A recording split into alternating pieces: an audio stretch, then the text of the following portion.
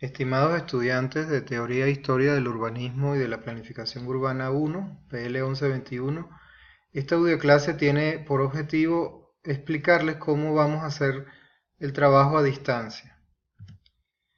La audioclase consta de las siguientes partes: por qué y cómo trabajar a distancia, las lecturas son el material básico, cómo leer, cuáles serían los objetivos de aprendizaje, cuáles son los materiales de apoyo, cuáles son las herramientas para la comprensión de lo que se está leyendo y trabajando, cómo van a ser las evaluaciones y la importancia de la honestidad académica para evitar el plagio. ¿Por qué trabajar a distancia? En primer lugar, debido a la conflictividad política, social y económica, que tiene muchas consecuencias sobre nuestra vida cotidiana. También, particularmente, tenemos problemas de acceso y permanencia en la Simón Bolívar, especialmente cuando falla el transporte, cuando falla el comedor. Así que hay que tomar previsiones para poder uno trabajar en su casa, pues, y no perder tiempo. Hemos tenido reprogramaciones de trimestre, por ejemplo, en 2013 hubo que reprogramar un trimestre y duró 5 semanas más de lo que normalmente dura un trimestre. Y lamentablemente también hemos perdido 2 trimestres entre 2014 y 2015. Por esta razón, las materias presenciales deben recurrir cada vez más a herramientas propias de los cursos en línea o a distancia. Ahora bien, es necesario aclarar que esto no quiere decir que el uso de estas herramientas quiera decir que estamos aplicando cursos a distancia, porque estos tienen un protocolo formal en la Universidad Simón Bolívar y usan plataformas especializadas, como por ejemplo la plataforma Moodle, que no es el caso, pues. ¿Cómo trabajar a distancia? Bueno, en primer lugar, ustedes deben usar el correo electrónico, preferiblemente el correo institucional. Ustedes van a recibir correos de mi parte. Mi correo es lhernandezp@usb.be. Ya yo tengo un grupo que consiste en la lista de correos de estudiantes, pero está basada en el correo institucional. Así que si ustedes están usando un correo que no es el correo institucional, por favor, traten de avisarme, notificarme cuál es ese correo secundario para que el material les llegue.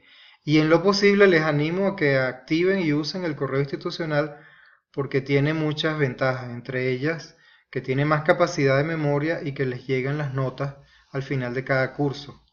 Es decir, lo que se pone en el acta final les llega por ese correo. Por supuesto la fecha, eso es automático y es muy importante que en el asunto utilicen el código PL1121 al principio del asunto. Esto es para facilitar la ubicación de sus correos, la identificación, cuando me lleguen. Como medida complementaria yo suelo colocar una etiqueta a cada uno de los correos que recibo de ustedes, una etiqueta que también es PL1121, Teoría e Historia 1. De esta manera garantizamos que si ustedes envían un correo no se vaya a perder en la cantidad de correos institucionales que uno recibe diariamente como profesor. En segundo lugar, vamos a apoyarnos en la herramienta de Google Drive.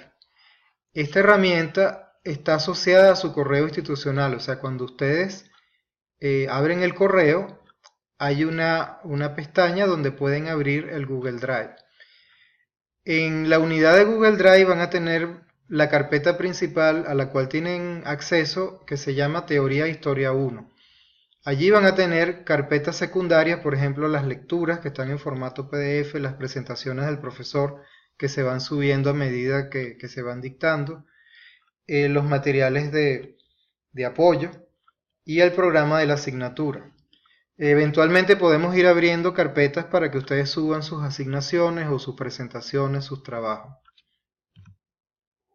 Por ejemplo, fíjense, la carpeta de lecturas ya están subidas lecturas de inicio. Por ejemplo, la de Schober, 1988, de la página 11 a 26, es una de las lecturas más importantes y es una de las primeras que ustedes deben trabajar. Fíjense, aquí está esa lectura. Normalmente tratamos de tenerla en formato PDF. En algunos casos, cuando la lectura no es una imagen, se puede usar el dispositivo OCR, o sea que que ha capturado la palabra. Entonces ustedes pueden hacer búsquedas de palabras. Se recomienda que tengan el Adobe Reader, la versión más reciente, 11 o superior. ¿Cómo leer? Es muy importante que además de las horas de clase, ustedes dediquen 3 horas semanales al trabajo sobre las lecturas. Es decir, como la clase dura 3 horas, se supone que en la casa o afuera de clase ustedes deberían dedicar otras 3 horas a trabajar los materiales del curso. En lo posible, deberían tener un lugar especial libre de interrupciones, apagar el celular, evitar el chat, evitar las distracciones. De ser posible, tener una computadora con acceso a Internet y conocer y aplicar técnicas de estudio, que hoy en día en Internet hay mucho acceso a materiales que les dicen cómo estudiar. Bueno, lamentablemente, si no tienen estas facilidades, deberán recurrir a un cibercafé. Entonces traten de buscar un cibercafé que sea económico y que sea tranquilo, que no tengan que gastar mucho dinero y que no vaya a haber ruidos y distracciones. Es importante acercarse al texto con cortesía. Esta es una idea del profesor Cristian Álvarez, que él dice que a todo texto académico uno debe acercarse cortésmente, buscando conocerlo, comprenderlo. Hay que evitar actitudes de flojera, de fastidio, porque entonces no van a aprender nada. Herramientas como el Adobe Reader les permiten en algunos casos subrayar, hacer subrayados, etc. Es importante usar diccionarios para aclarar dudas, por ejemplo el de la Real Academia, que hoy en día es accesible en línea, y aplicar las herramientas indicadas para cada asignación, que esto lo explicaremos un poquito más adelante. Cada vez que lean deben recordar que existen objetivos de aprendizaje, o sea que en primer lugar ustedes deben informarse, en segundo lugar deben tratar de comprender, en tercer lugar en algunos casos hay que aplicar los conocimientos aprendidos, sobre todo cuando se manda una asignación. Estas asignaciones los pueden llevarlos a analizar el texto, descomponer un todo en sus partes y buscar relaciones, o el proceso en contrario que es sintetizar.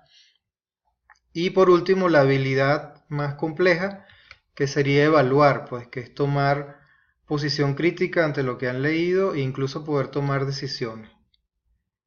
Esto está basado en la taxonomía de Bloom. Fíjense, por ejemplo, aquí está la cita, cómo se hace la referencia, y aquí puse la fuente de las imágenes.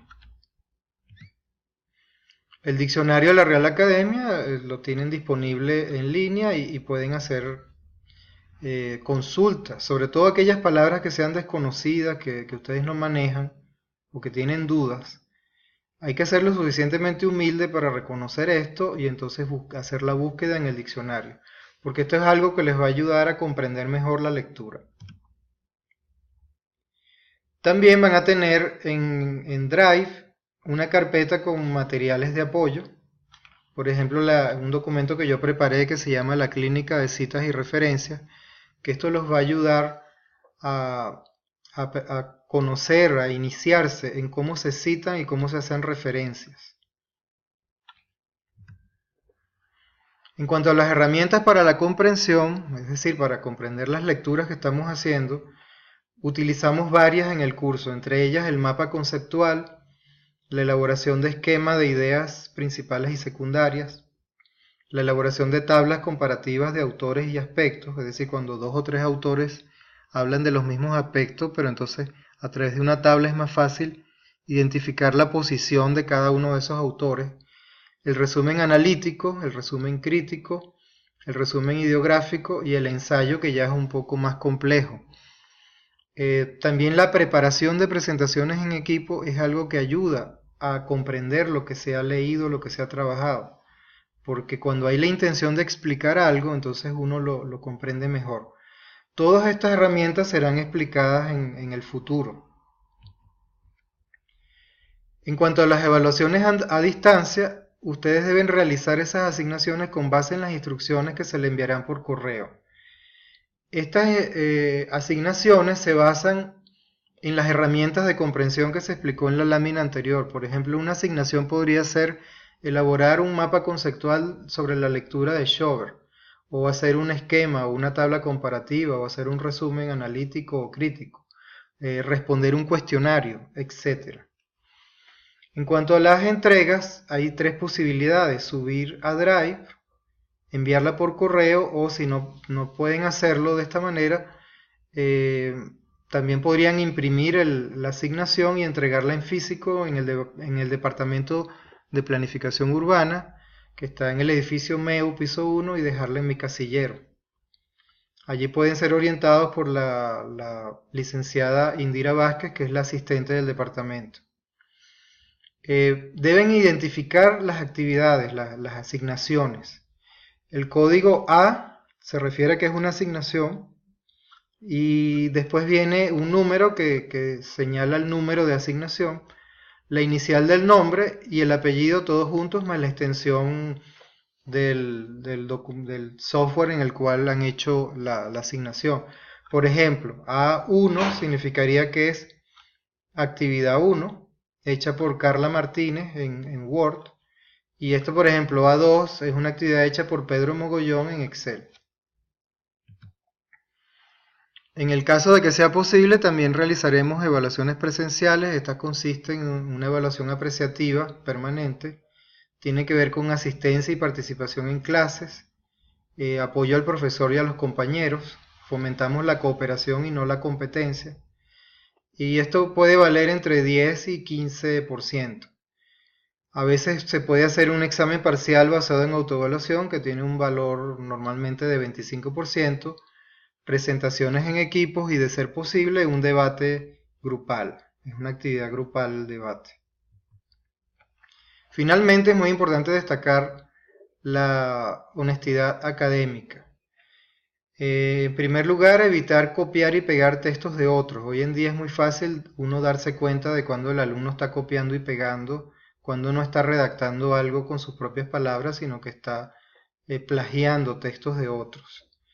Conocer y aplicar las normas y estilos de citar y copiar textos, que en este caso, por ejemplo, hay que usar comillas. Cada vez que ustedes copien textualmente un texto, hay que usar comillas y una manera de referenciar ese autor. Entonces ahí ya no están cometiendo plagio, sino que están identificando el autor citado.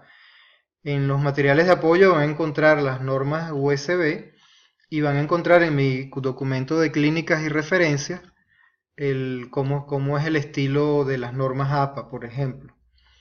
Recuerden que el plagio será severamente sancionado, así que desde ahora acostúmbrense a trabajar sin plagio, usando las normas.